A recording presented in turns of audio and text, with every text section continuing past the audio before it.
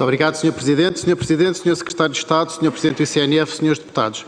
Sr. Secretário de Estado, é com muito gosto que o recebo aqui hoje para lhe poder colocar algumas questões que gostava de ver respondidas com objetividade e não de forma dúbia ou a deambular pelos assuntos, como tem sido feito pelos seus colegas de Governo, pela Ministra da Agricultura e até pelo Sr. Primeiro-Ministro, que em 2016 disse publicamente que estava muito chocado porque 10 anos depois a reforma florestal ainda não estava feita. O Sr. Deputado Joaquim Barreto veio aqui dizer que a reforma florestal não se faz em poucos anos. É verdade. Mas nos últimos 20 anos o Partido Socialista fez exatamente o quê para fazer a reforma florestal? Zero, nada. Será que agora em 2022, de 6 anos depois, dos 10 anos depois, em que os senhores estão no Governo e que as florestas estão sobre a sua alçada e sob a alçada do ICNF, mal, a meu ver, porque deviam estar era na agricultura, com as florestas sobre a sua alçada, onde é que está a reforma florestal, Sr. Secretário de Estado? De facto, nós temos que ter um entendimento, e gostava que respondesse a esta pergunta muito objetivamente, para quando verdadeiramente uma reforma florestal? Porque nós não podemos ter uma floresta como se fosse um parque natural, e também podemos falar sobre o que é que está a acontecer nos parques naturais, nomeadamente com o fogo, com o incêndio que existiu em Palmela, em que arderam 400 hectares, quase 400 hectares do Parque Natural da Serra da Rábida, mas nós temos que ter uma floresta economicamente viável. Só com uma floresta economicamente viável é que podemos ter ordenamento do território. Quando o próprio Estado, a STAMO e o ICNF, através dos seus parques, são os piores gestores da floresta. A floresta naturalmente é desordenada. Se não tiver intervenção humana, ela vai ser desordenada e vai estar à mercê dos incendiários e dos fogos florestais. E, portanto, eu gostava de lhe perguntar, esta carta de perigosidade, qual é a implicação que tem no ordenamento do território? O Sr. Secretário de Estado disse que esta carta, aliás, o Sr. Presidente do ICNF, disse que esta carta explicava 90% dos fogos e que 92% estavam simultaneamente, podiam-se plasmar exatamente por cima das zonas que foram identificadas. Fantástico, mas isso serve-nos exatamente para quê se não tiver uma consequência no investimento da reforma florestal? Isso serve-nos exatamente para quê se não tiver uma consequência no investimento do combate?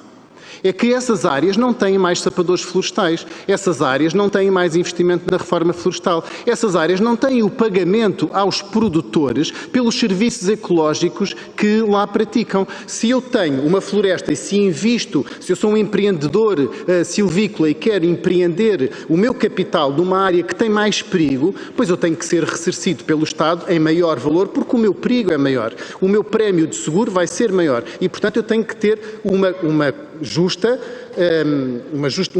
contrabalanço de estar a ter maior risco por investir o meu capital numa zona de maior risco, porque se isso não existir, os empreendedores silvícolas e os empreendedores agrícolas pura e simplesmente vão abandonar os locais. Tanto mais quanto esta carta é completamente proibicionista, como disse aqui, e eu concordo plenamente. Se nós vamos, de uma forma cega, proibir todo o investimento, todos os edificados, toda a atividade humana dentro da floresta, numa zona que é de perigosidade alta ou muito alta, ao mesmo tempo estamos a retirar pressão humana, estamos a retirar vigilância dos terrenos, estamos a retirar a vivência rural normal dos terrenos e, ao mesmo tempo, estamos a promover o crescimento dos matos e o crescimento daquilo que vai promover o fogo. Portanto, gostava de ouvir sobre, na sua perspectiva, quais é que são as consequências de investimento na reforma florestal e as consequências de investimento no combate que as zonas altas e muito altas têm que ter também. Não podemos só proibir,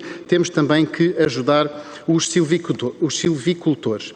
Por outro lado, também gostava de lhe perguntar porque é que não existem mais guardas florestais e mais sapadores, nomeadamente nos parques nacionais. Aproveitando que está aqui o Sr. Presidente do ICNF e voltando ao exemplo que dei há pouco do recente incêndio em Palmela, que ardeu uma enorme área do Parque Natural da Serra da Rábida, o meu partido já foi, eu próprio estive em Palmela, reuni com o Sr. Comandante da Associação de Bombeiros Humanitários, Otávio Machado, que nos explicou que há 2 anos atrás a Câmara de Palmela quis fazer um caminho para combate dos fogos dentro do Parque Natural e sabe o que é que aconteceu, Sr. Presidente do ICNF? O que aconteceu foi que o Parque Natural passou uma multa à Câmara, porque a Câmara estava a abrir caminhos para combate de fogos dentro do Parque Natural.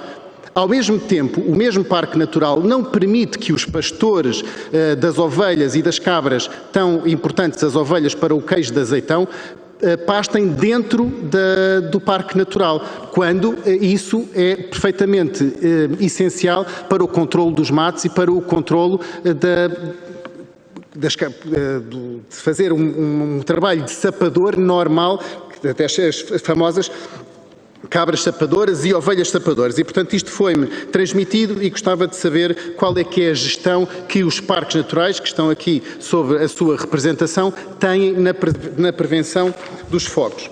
Por último, gostava de saber também se tem alguma articulação com a Autoridade da Concorrência. Nós ouvimos aqui na sequência destas audições por parte da Forestis e da Balada, principalmente, o exemplo de que o preço da madeira do pinho mais do que duplicou nos últimos 10 anos, enquanto que o preço do eucalipto mantém-se estagnado.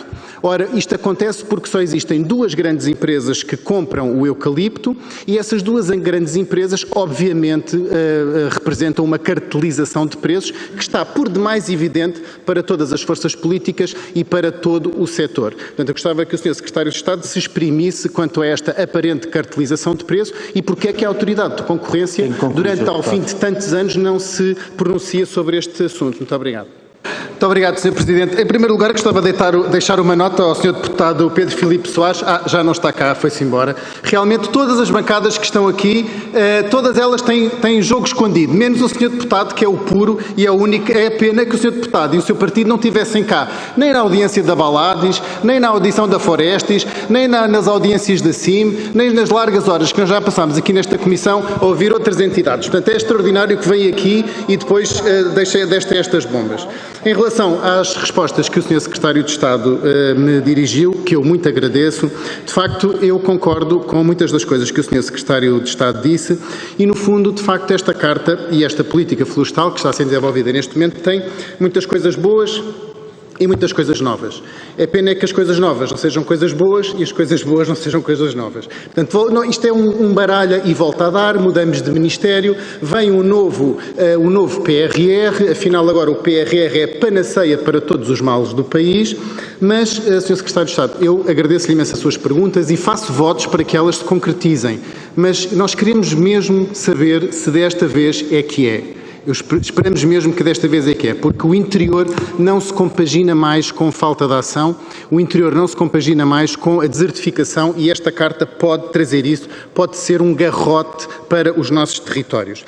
Relativamente ao comentário que me merece a sua resposta sobre a gestão de terrenos, de limpezas de matos, de faixas, de combustíveis e de mosaicos, Sr. Secretário de Estado, obviamente que nenhuma destas medidas per se vai resolver o problema dos incêndios, nem vai evitar que existam incêndios, nomeadamente em ondas de calor e outros fenómenos atmosféricos ou meteorológicos extraordinários. Mas, de facto, é que quando elas existem, elas previnem os fogos. Eu estive esta semana ainda em Salvaterra de Magos, onde ardeu um carro de bombeiros da Corporação de Salvaterra de Magos de combate a incêndios e o Sr. Comandante dos Bombeiros foi-me mostrar ao terreno, o incêndio progrediu numa zona de eucalipto e ao chegar a um eucaliptal que estava limpo, saltou por cima do eucaliptal e continuou a arder o outro eucaliptal. Ou seja, o eucaliptal que estava limpo não ardeu e, portanto, é um exemplo prático de que funciona. Claro que nem sempre funcionará, mas quando existe, funciona melhor. Tem que concluir, Sr. Deputado. É preciso que essa gestão desses apoios que o Sr. Secretário de Estado anunciou, e bem, e espero que se concretizem, sejam também fiscalizados, porque o que muitas vezes acontece é que são dados apoios aos silvicultores e depois esses apoios não são fiscalizados no terreno, porque muitas vezes as pessoas sabem que a multa é mais branda do que a fiscalização. Ou seja, é mais fácil pagar a multa e ser fiscalizado do que não fazer nada. Tem mesmo que concluir, Sr. Deputado. Muito obrigado.